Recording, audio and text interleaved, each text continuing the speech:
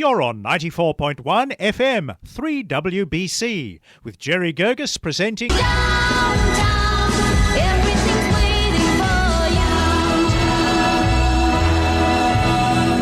Downtown. And now here's Jerry Guirguis, 94.1 FM, 3WBC, the voice of the Inner East. Hang around and let your problems surround you. There are movie shows downtown. Maybe you know some little places to go to where they never close.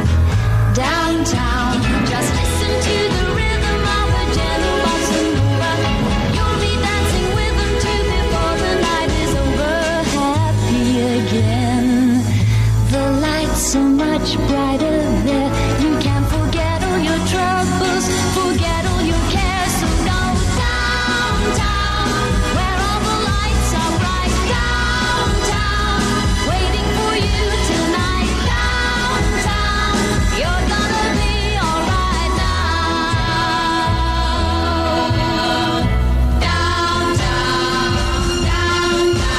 Downtown. And tonight, let me just introduce you to my special guest, George Theodoridis, author, lecturer, U3A, and a translator of the surviving ancient Greek plays. Here on the Downtown 94.1 FM, I have a very special program and a podcast for you tonight.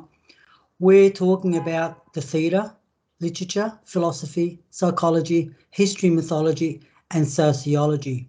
Tonight, I will be having a discussion with my dear friend George Theodoridis, who is a scholar and a graduate of the University of Melbourne, a man who has translated all of the ancient Greek plays, plus a great deal of Plato and many lyric poets.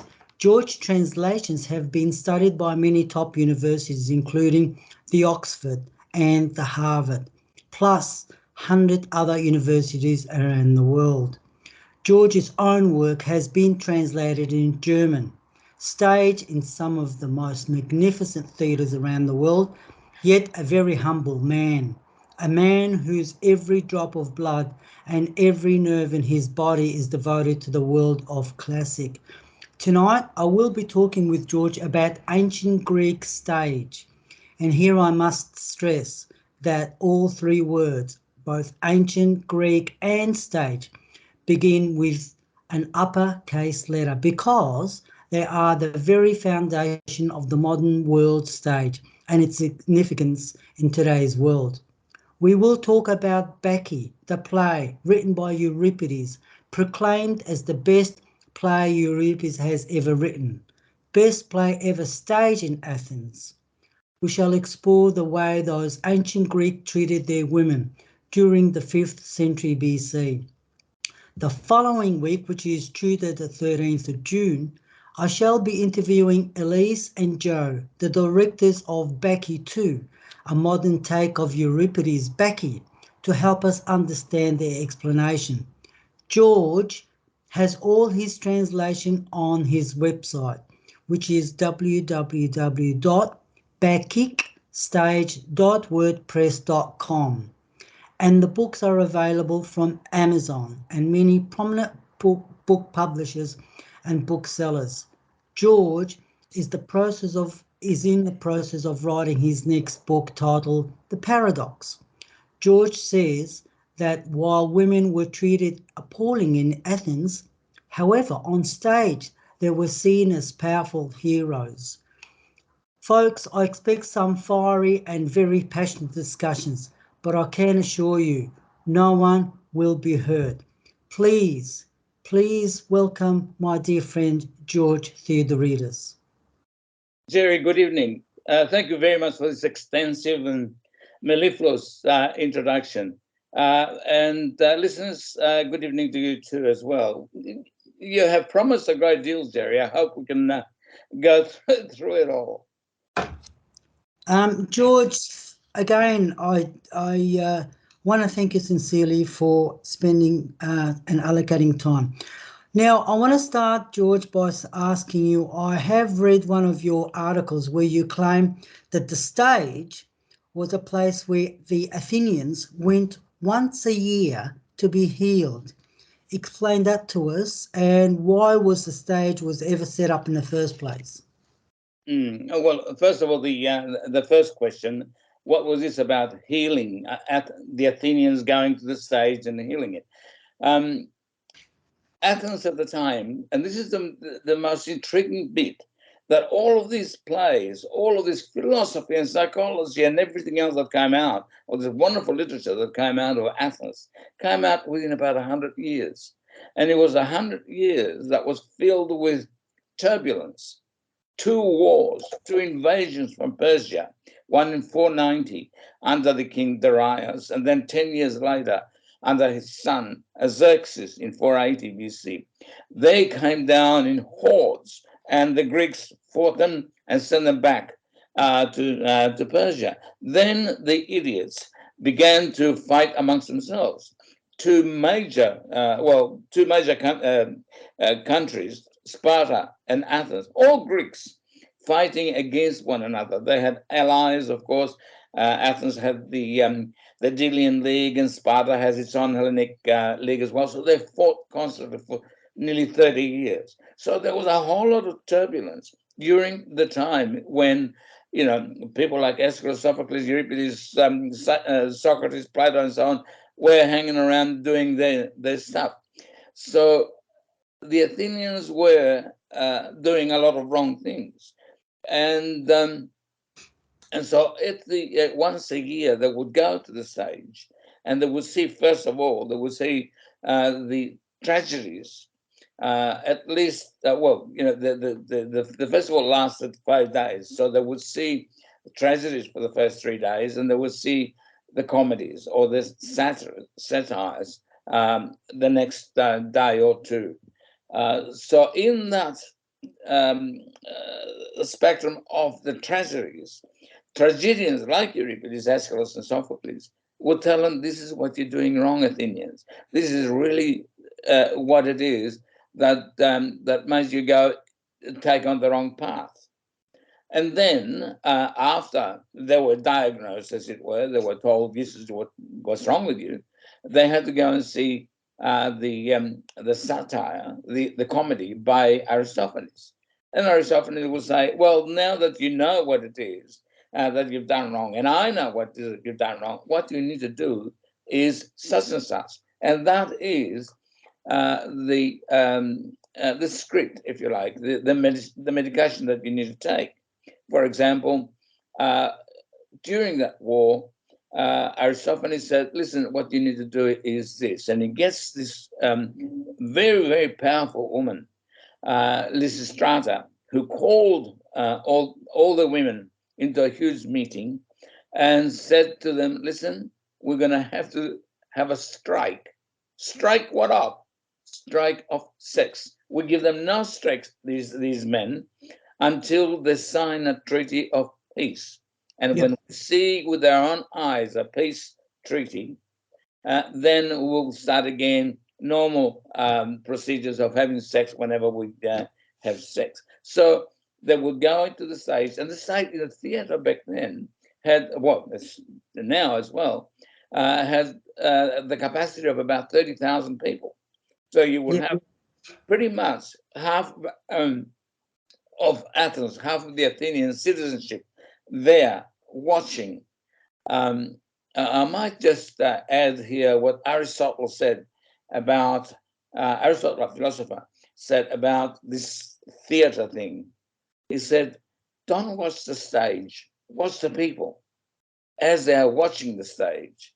Watch how it is that they absorb what's going on the stage. That's your real tragedy. That's your real comedy. That's where you see it, in the people themselves, not on the stage so much.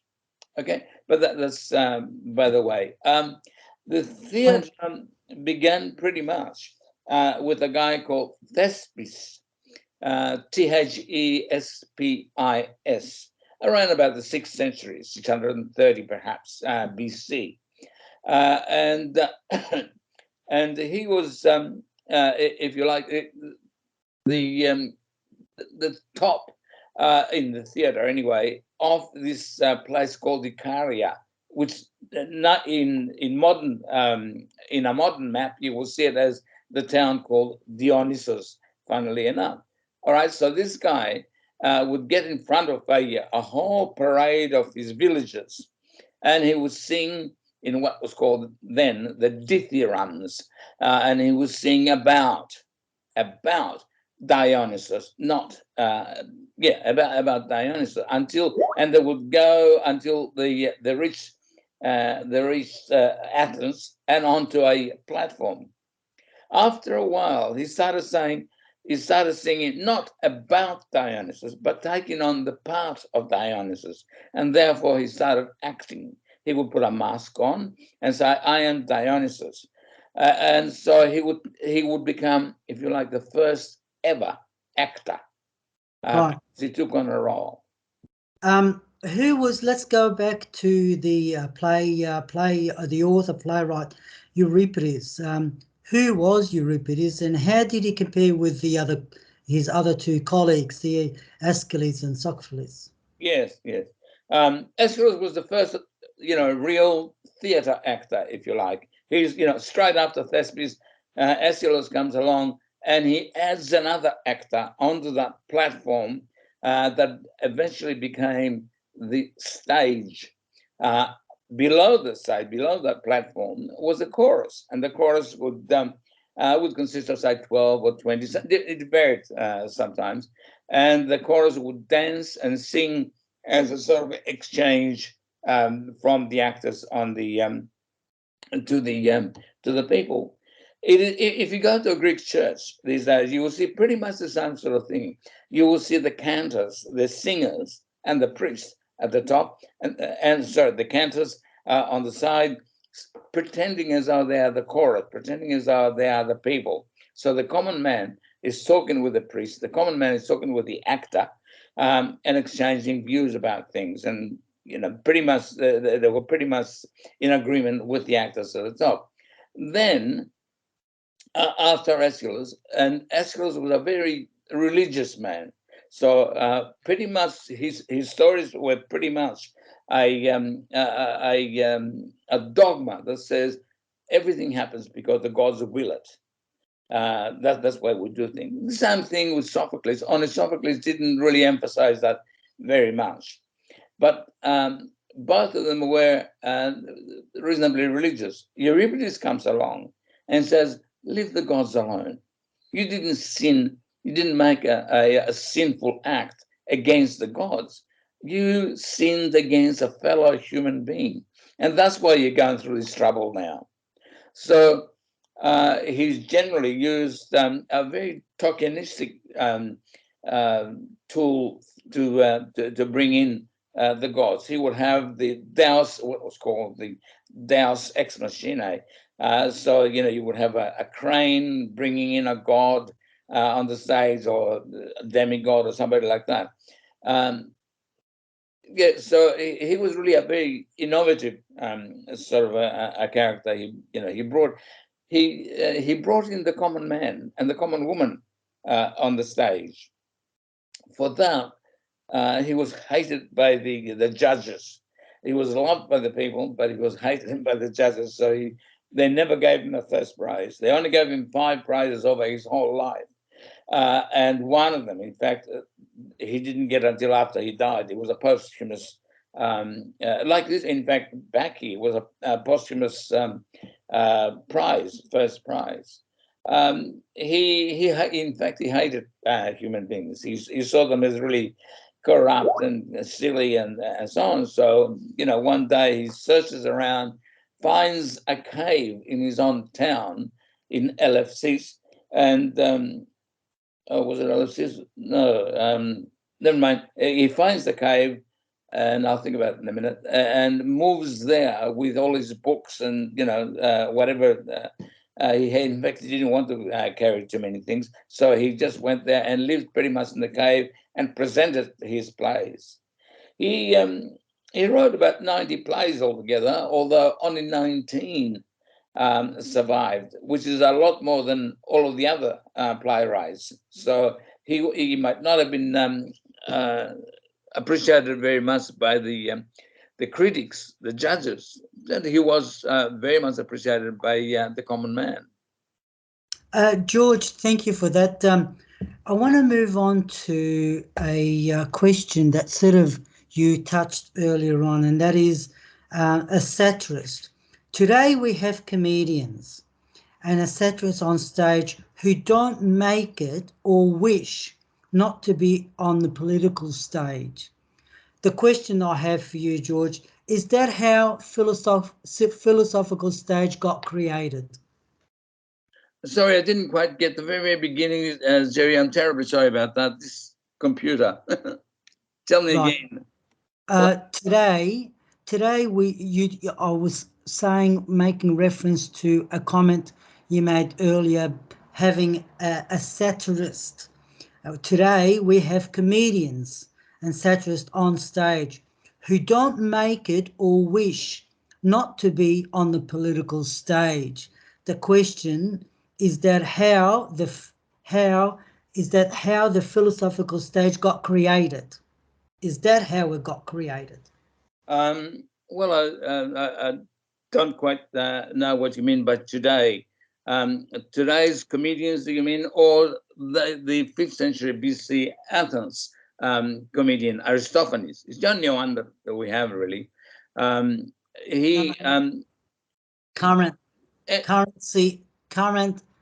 CE today. The common era. I don't know. I to tell you the truth, I haven't seen very much comedy that is funny in modern day, unfortunately. And so I don't know. Some comedians are really good, I suppose, and they really do bring in politics onto their stage, and that's probably what gives them a lot more popularity. But they prefer to stay out of it and stay within comedy. However, I'm not really that keen a follower of modern day comedy back in 5th century BC. And if you have a look at what Aristophanes has written, his satire is, if you like, a torch pointed at the belly of some, big knob, like the big leader. Aristophanes today would pick up both Elbow and Dutton and all of these guys, and he would really light a torch at their stomach and say, "Tell me the truth. Don't waffle. Don't." Yes. The question along the lines. The question is simply, Euripides would had a chance to be a political leader or a philosophical leader on stage. He preferred to be a philosophical leader and not the other option. Yes, quite true. Yes. You can do a hell of a lot more from the stage than what you can do in Parliament. Mind you, by Euripides' time, the Parliament looked quite different. It didn't look like ours at all. You had something like 6,000 people voting. None of this, 50 here and 50 on the other side, and that's it. You have, the whole population of Athens coming down there. And then you also didn't vote for a party or even for a human being. You voted for a project. Somebody would come in and suggest a project. We need to build more walls. We need to build aqueducts. We need to build this. We need to build that. And so all of the 6,000 were able to get up, speak, say for or against this particular proposal, and that's it. That's as far as democracy was going. Now people would, particularly women, would pop up now and say, "Shut up, George. There were no women there. So what sort of democracy have you got?" Well, the women weren't given the franchise to vote until year 1900s. So there was no women anywhere in Parliament with any voice. And that's what I meant by the paradox, that women in the daily life, they had no power. I'll move on to that. My next question was very much about, were Greeks oppressors of women, George? Yeah, well, yes, this is one way of being of expressing that oppression, not allowing them to come into Parliament. And again, Aristophanes, the satirist, has told the Athenians, "This is what you guys are doing." So what he's got is he's written a play called "Women of Parliament," where he gets them all dressed up as males and rushing first off into Parliament to vote that all power should be given to women. And so we have this hilarious play about women in power. Yep. So I guess they were oppressed, but women also. I mean, you can only oppress people so much in a civil society. You know, a woman would, for instance, Aristophanes' I think it was Aristophanes, yes, or Socrates too. Um, Wife would be selling stuff in the market, right? So she might just simply say, "Listen, Socrates, stop oppressing me." Although I don't know whether Socrates oppressed her or not. I want to go and sell stuff and give you food, right? I'm just going to lie around.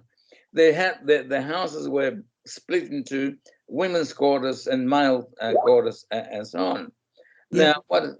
what has happened though is that the um, the tragedians and the comedian as well, being intellectuals, being intelligent folk, saw that this was going on, and so they made up characters, women characters that were really powerful. You have characters like Medea, you have characters like Antigone, for goodness sake, who stands up against Creon, against the king.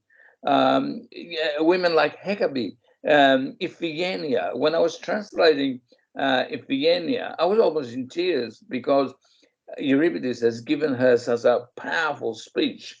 And I really commend that play to people to read it and see what I mean by the power.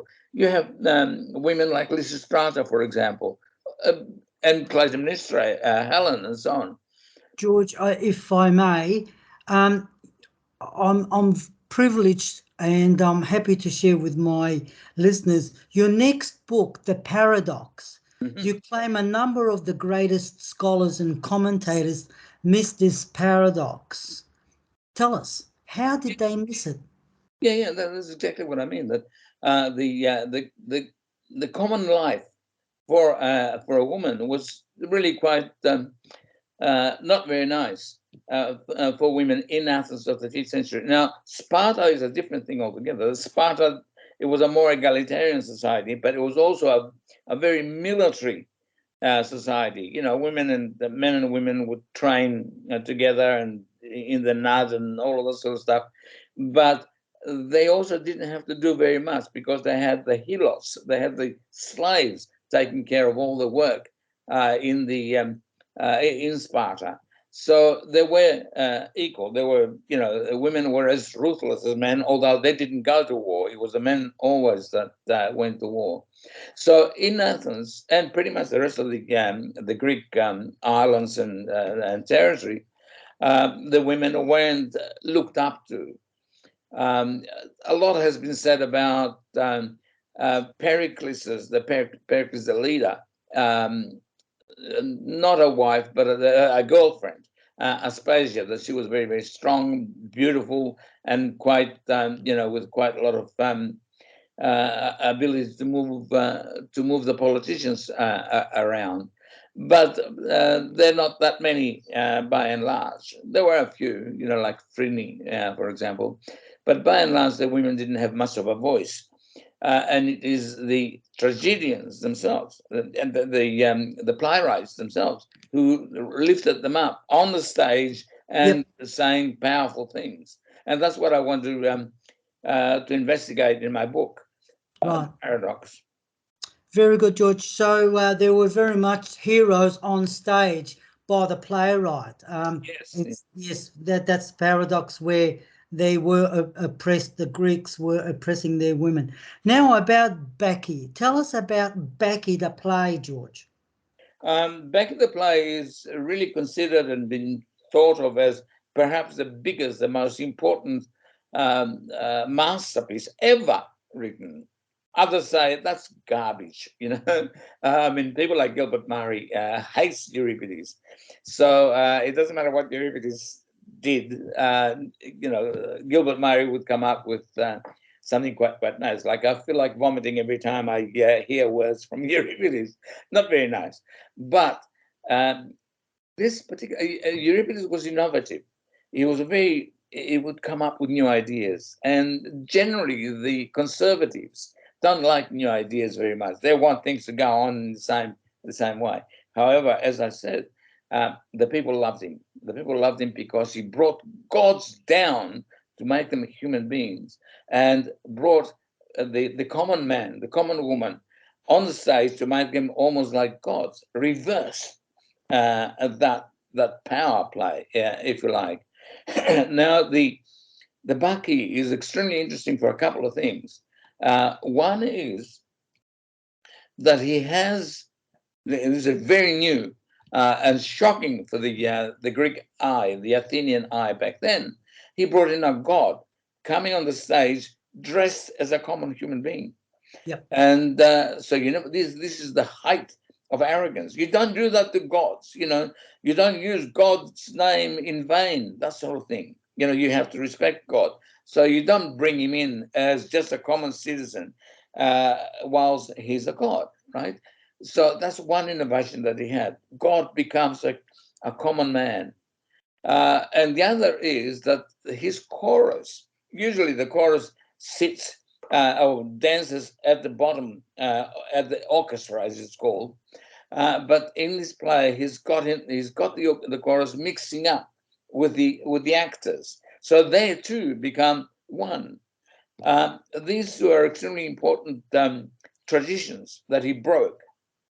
Okay, so the other thing is that there is a god, Dionysus, the youngest god there is, right? Arguing with the common man. When did all that happen again somewhere else? It happened in the New Testament. There's Christ, the youngest of all the gods that we know, coming down and arguing with a common man, the Pilate, Pontius Pilate. It's almost an identical story. And almost, I didn't say it exactly. So anyway, that too is an enormous departure from what the Athenians were used to seeing. Down comes Dionysus and to his town, to his hometown, Thebes, and he sees that he's not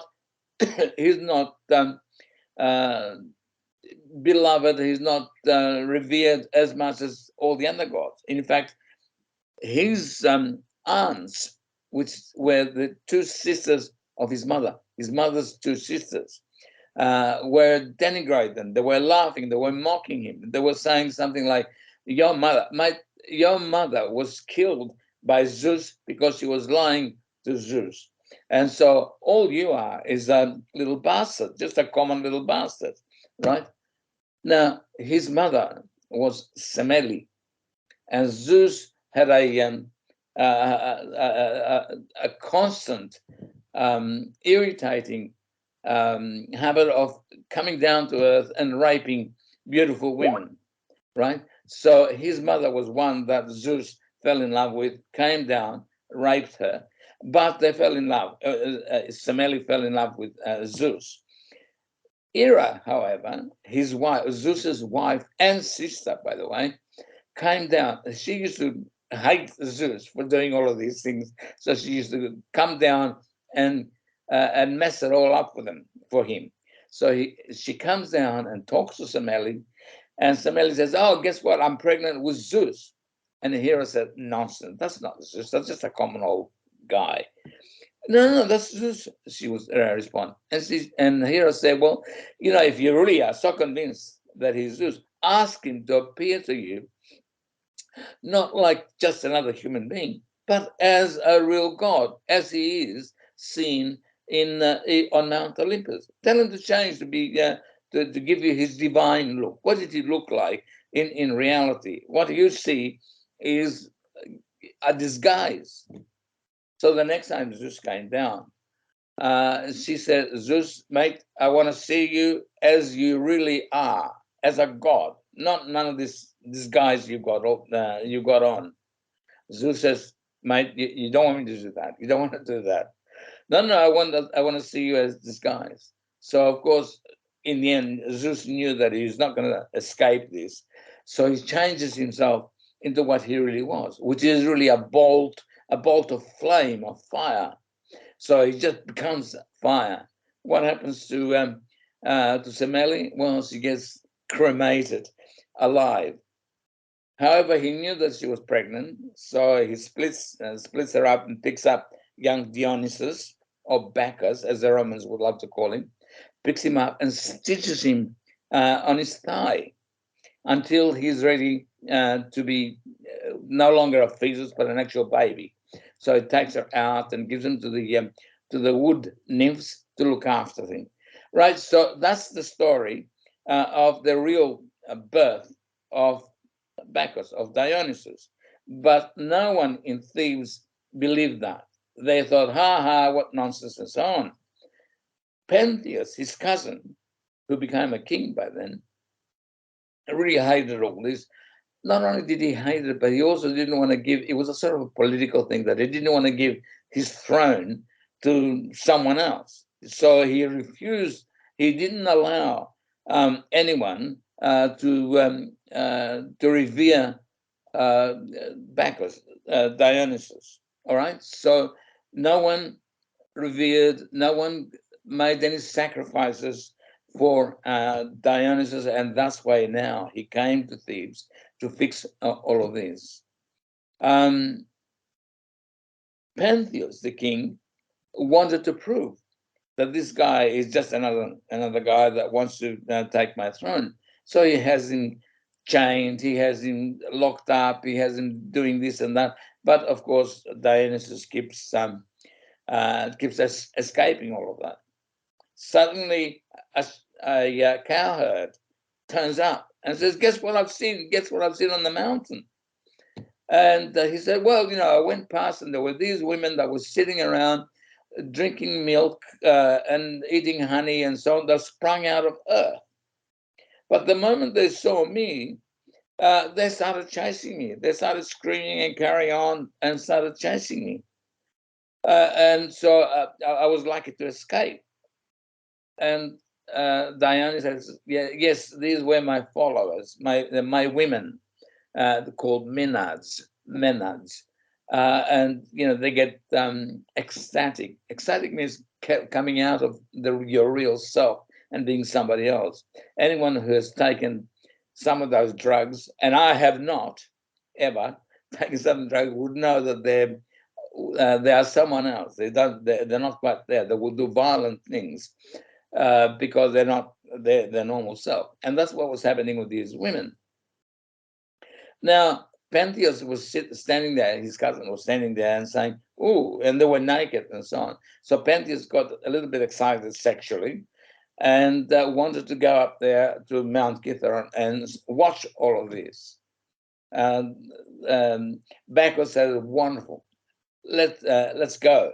But you get yourself all dressed up as a woman," by mocking him, making him look ridiculous and effeminate. There's a king, all of a sudden wearing women's dresses and, flower crowns and so on. And so they went, he gets dressed up like that, and they went on the mountain where the women were. Now, Pentheus couldn't see properly what was going on. So Bacchus says, "Look," he pulled down a branch from a big tree, got him on that branch, and then slowly let him up. So he was up there on that huge tree, looking down at those women.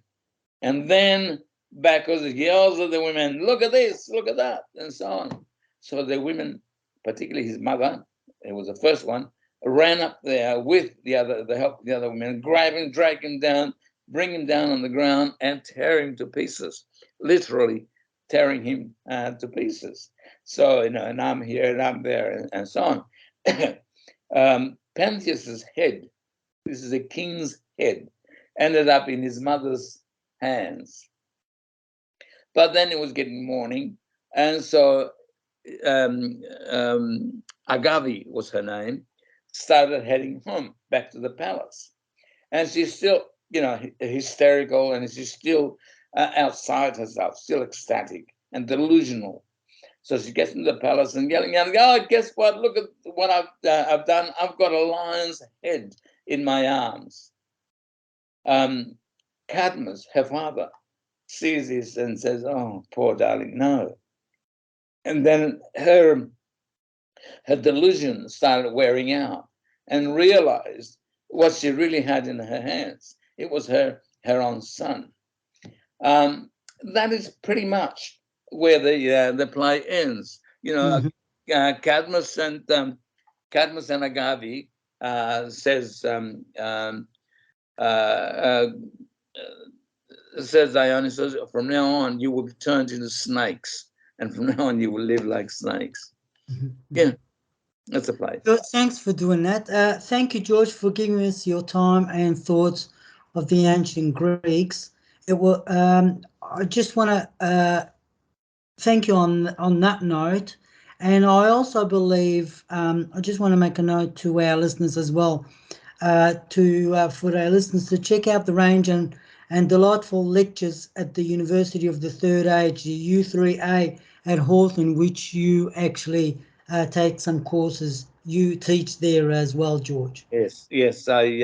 It's a lovely place. It's a lovely institution where people of the Third Age go, and volunteer lecturers deliver different lectures, a lot of different lectures, and I really recommend it to people.